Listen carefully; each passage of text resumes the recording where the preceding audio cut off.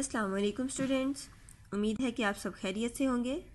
آج ہم نظم حمد کے اشعار کی تشریح کریں گے۔ شعر نمبر 7 تا شعر نمبر 9۔ شعر نمبر 7۔ دن کو بخشی عجب صفائی، تاروں بھری رات کیا بنائی۔ بخشی دی عجب عجیب۔ تشریح۔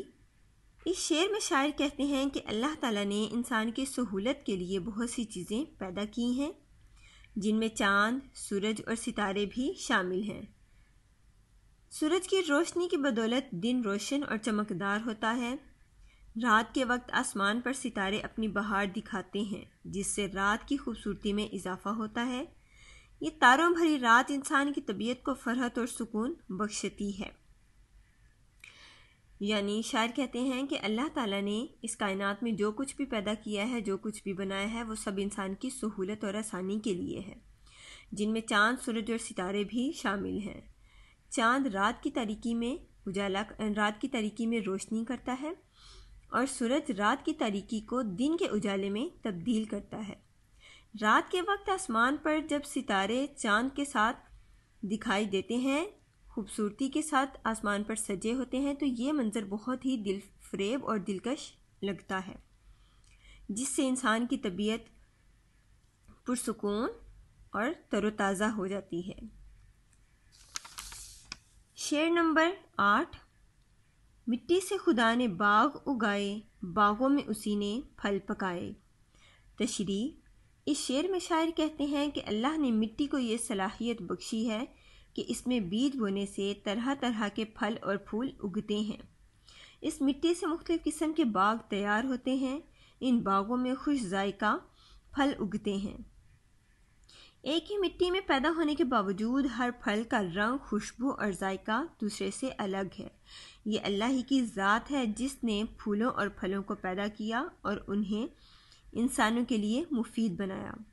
شاعر کہتے ہیں کہ اللہ تعالیٰ نے مٹی کو یہ صلاحیت بخشی ہے کہ اس میں بیج بونے سے ہم طرح طرح کے رنگ برنگے پھول پیدا کر سکتے ہیں اور مختلف قسم کے خوش ذائقہ اور خوشبودار پھل پیدا کر سکتے ہیں۔ شاعر کہتے ہیں کہ ایک ہی مٹی میں پیدا ہونے کے باوجود ہر پھل کا رنگ، شکل و صورت اور ذائقہ دوسرے سے مختلف ہوتا ہے۔ یہ اللہ ہی کی قدرت ہے کہ جس نے یہ سب کچھ انسان کے لیے پیدا کیا۔ ایک ہی مٹی میں پیدا ہونے کے باوجود وہ ایک دوسرے سے جدا ہیں، اور اس سب کو اللہ تعالیٰ نے انسان کے فائدے کے لیے بنایا۔ شعر نمبر 9۔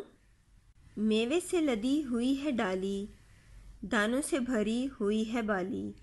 لدی ہوئی یعنی بھری ہوئی، بالی گندم کا سٹا یا خوشہ۔ تشریح۔ اس شعر میں شاعر کہتے ہیں کہ اللہ کی قدرت کا کرشمہ دیکھیے کہ اس نے باغوں کی ٹہنیوں کو پھلوں سے بھر دیا ہے۔ یہ خوش ذائقہ اور رسیلے پھل انسان ہی کے لیے اللہ نے پیدا کیے ہیں۔ اسی طرح اس نے گندم کے خوشوں کو دانوں سے بھر دیا ہے۔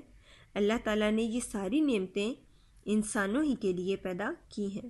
شاعر کہتے ہیں کہ اللہ تعالیٰ کی قدرت ہے کہ اس نے باغوں میں مختلف قسم کے پھل اور پھول پیدا کر دیے ہیں۔ ایک ہی مٹی میں پیدا ہونے کے باوجود تمام پھل ایک دوسرے سے شکل و صورت، ذائقے کے لحاظ سے مختلف ہوتے ہیں۔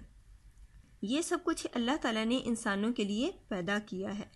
اسی طرح اللہ تعالیٰ نے گندم کے خوشوں کو، گندم کے سٹے کو دانوں سے بھر دیا ہے، اور بے شک اللہ تعالیٰ نے یہ تمام نعمتیں ہمارے ہی لیے پیدا کی ہیں۔ جی اسٹوڈینٹس، یہ تھا ہمارا آج کا کام۔ آپ نے اس کی دہرائی کرنی ہے، اس کو یاد کرنا ہے اور اپنی کاپیز پر لکھنا ہے۔ اگلی ویڈیو تک کے لیے اللہ حافظ۔